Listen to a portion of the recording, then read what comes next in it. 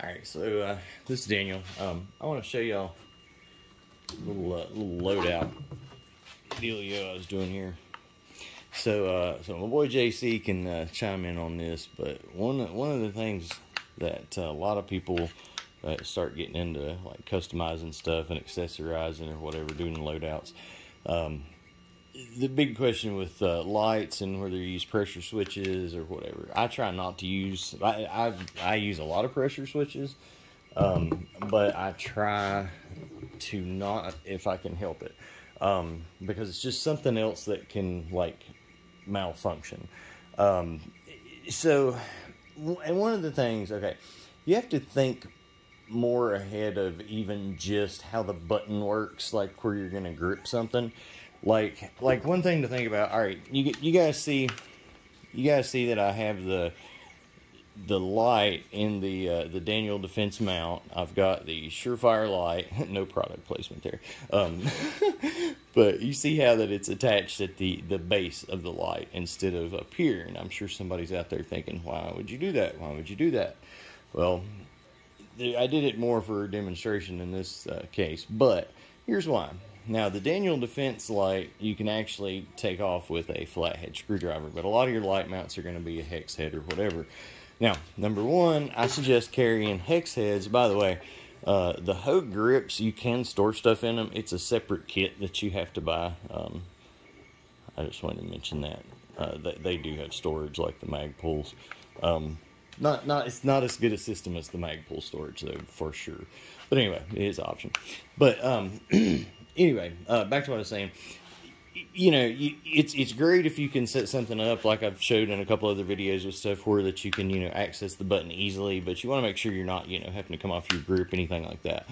But one thing that you need to consider, and a lot of people don't consider it, is if you've got a light mount that requires a hex key or whatever, and you've got it on a pressure pad that requires a hex key or whatever, and your battery dies, and let's say you're not, let's say this isn't your bedroom protection thing. Let's say it's a service rifle. All right, your battery dies. You're in the middle of the crap, and you got to put a new battery in your light. Okay, if it wasn't hooked here, if it was hooked here, you would have a problem there. Unless you had a screwdriver, which, I mean, you should, if you're in the middle of some grep, you should have multi-tool, but you should always have a multi-tool. But anyway, I digress on that. What I'm saying is, you need to be able to with the fewest amount of tools possible, be able to do anything that you need to do. So if you set something up to where the only way you can change the battery, because this doesn't turn, okay? So if you go unscrewing this and you don't unhook either the light or the light mount, then you're going to twist your cord up. It does not rotate around, at least on those. Now there are some that do have that function, but anyway, if you mount it up like this, then if you want to change batteries, you can actually unscrew the light and none of this moves. See, so it's something to consider. I would rather have something mounted like that, and I will typically try, if I'm using a pressure switch, I will try to set it up in a way that it's not an issue. All right, now the guys that do want to use pressure switches or whatever for their lights, and in some builds you kind of need them. This works really well with the pressure switch, okay? This actually works very, very well. This is a Samson handguard, or Samson hand stop, basically. And you're basically using it just as a hand stop. It catches you right there, okay? When you're going to be gripping just like that, and it's right on top of your switch. See? So it's perfect. It's exactly where you want it to be. Okay? So that works great. If you had the button on there, you'd be trying to push it, whatever, it'd be whatever. But it works great in this case. But when you go to try to put these pressure switches on something, people will try all kinds of different stuff. Some of them come with Velcro and sticky stuff and whatever. Here's how it is. Here it is in a nutshell. Okay? You can buy one of these. JC will tell you, you can spend a lot of money buying other stuff, or you can buy one of those and it'll work. That's how you put a pressure switch on something if you want it to actually function and actually stay on and actually work correctly. Now, there is one other option. So if you're using like something with an M-lock, you can get the mag pull switches.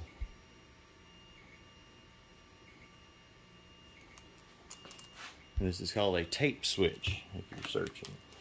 So, and these, you know, will go in there and you can M-lock in. Now, on this build right here, that would be better, probably. Actually, no, it wasn't on this one. But in a lot of builds, you know, that would be better, but I do not want to, I don't want to hide the red. So I don't want to hide the red, so I'm not gonna, you know, put something there. Now, I could even, on this build, I can take and put this on there, which I'm gonna do.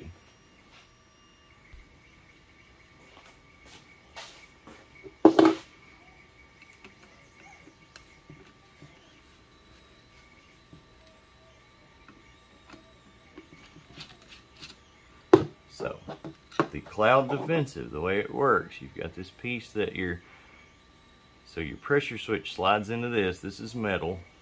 Switch slides into it, and then this sandwiches around a rail section. Okay. So, a lot of builds are going to have a rail on the top and not an M-lock, slot on the top. So, I did this. That's right, son. I did this to show you guys.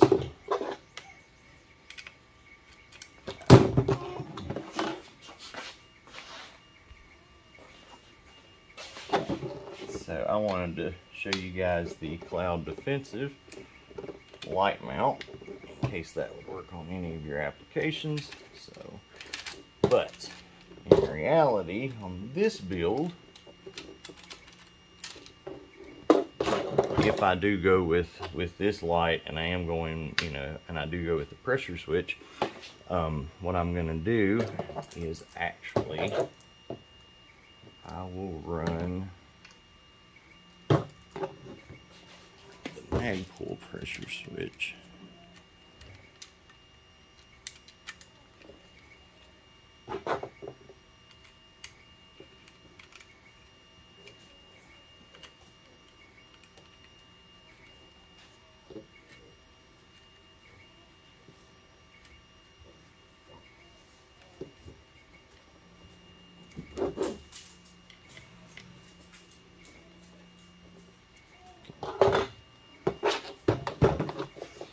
So, and obviously I'm going to unhook that and everything, but, and I may have to flip it around to get it to reach. But anyway, so, as you see, the mag pull one is, you know, it's a whole lot neater, a whole lot more compact, but you do have to have an M-lock section to use it. So, now, there are other ways to put tape switches on builds. There are.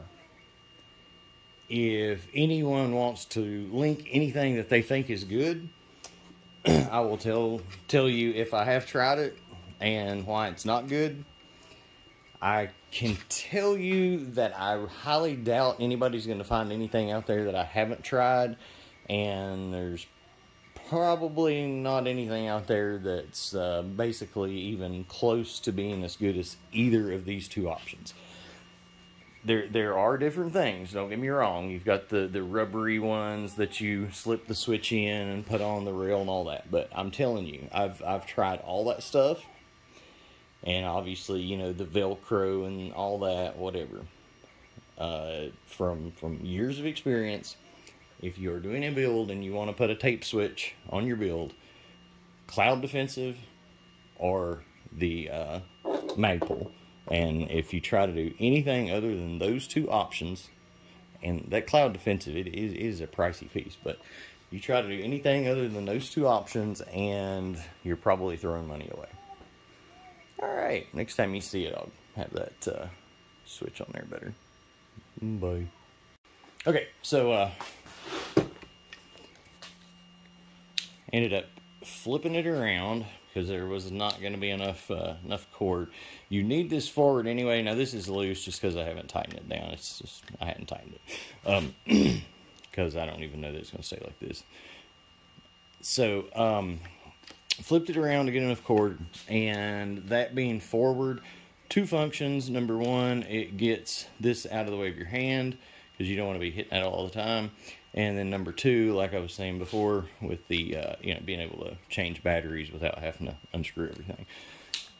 So, but again, flathead screwdriver is all you need. So if you did want it set back, but if you set it back, it does kind of get you in the way of your hand a little bit.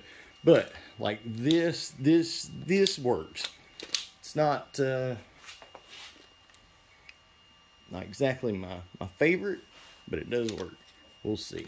But you can definitely get a good grip. You're right where you need to be.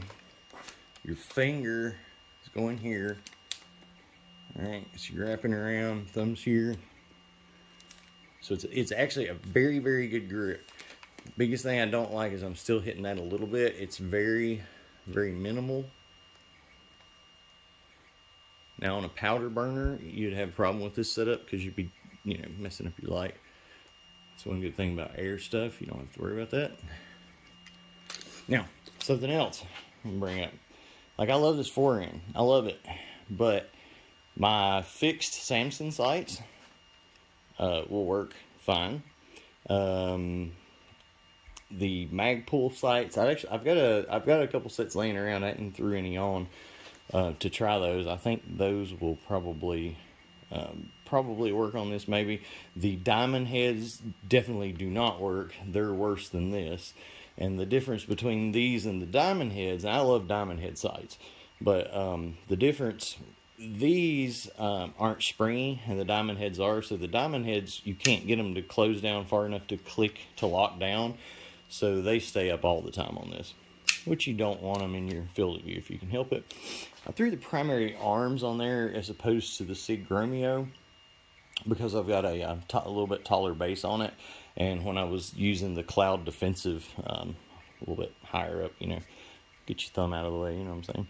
But I'm basically just, you know, talking, giving you guys my kind of train of thought on some stuff here, so I don't really know what this video is about. So, and by the way, what I like about that, it's a quick attach too. Just get it out of the way. I like that little grip, little nub thing, whatever you want to call it. Right. So anyway, that's not gonna work. Gonna have to do something different there. I don't think I'm probably just gonna find sites that do work. I've got some UTGs and some different stuff. One thing I am toying around, like I like to do 45-degree iron sights on like a scope setup. With these things, scopes are not, you know. So with a red dot, I'm not gonna do a 45. I'm gonna do a co-witness. With an unmagnified optic, you want to do a co-witness if you can.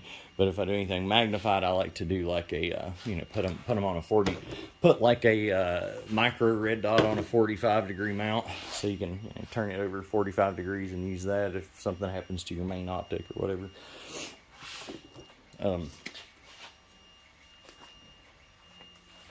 One of the things, like, I don't use junk. So any of you guys that like know tactical stuff, American defense, I don't believe in junk. You get what you pay for. So that's why that most anything that leaves my house is probably going to have a Sig red dot. It's going to have a Sig or a primary arms optic. I can just about guarantee it. Lights, I'm I'm pretty picky on lights too. But, you know, we'll see. I kind of stick to my Surefires and my string lights. That's kind of what I do. But that can, I think that can be a little bit overkill for the applications that we're using these for. You don't necessarily need your light to be waterproof and able to run over it with a Humvee. So just, you know, to have it sitting in the corner of your bedroom. So a little different, not crazy. You don't have to go too crazy with that kind of stuff. But anyway, all right. Well, guys, I'm gonna do some stuff here and play with some things. See what everything has in store. Maybe do a little something with this.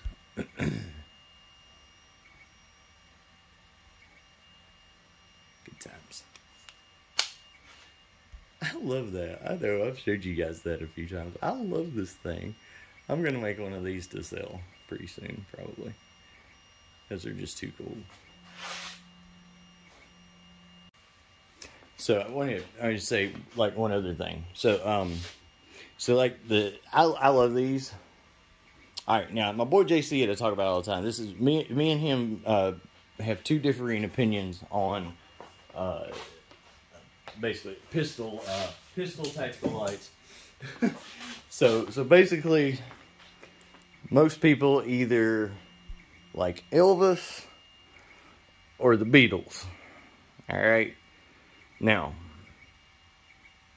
I like these, and you know, but I'm gonna tell you, and now these are really cool because, you know, you can put your change out your end caps. See, change out your end caps, and then these have pressure switches too. Now these are good. Now these pressure switches are really good, and the mount for these is really good. The reason these do not fall into the two that I showed you is the only two good ones in existence speech is because the mount actually comes. This is the mount, and they're actually really hard. They make soft ones that, you know, are supposed to be kind of like these that really suck, but these actually come with the light, and they're awesome. So that's, you know, but it's kind of a moot point because if you get the light and get the switch, then you'll have that mount. So anyway, don't nobody make fun of my house shoes or my sweatpants or none of that, cause, you know, whatever. But so anyway, my boy JC, he's in this camp. Now I got a couple of these, and I really like them, but I like the Olights better. I like the Olights better mainly, well, for a couple of reasons, actually. I like the Olights better because they have a slimmer profile. And I like the Olight switches better. I don't like that. I've never had one mess up. I've never had one get caught or, you know, be a problem. But still, to me, it feels like something it could snag.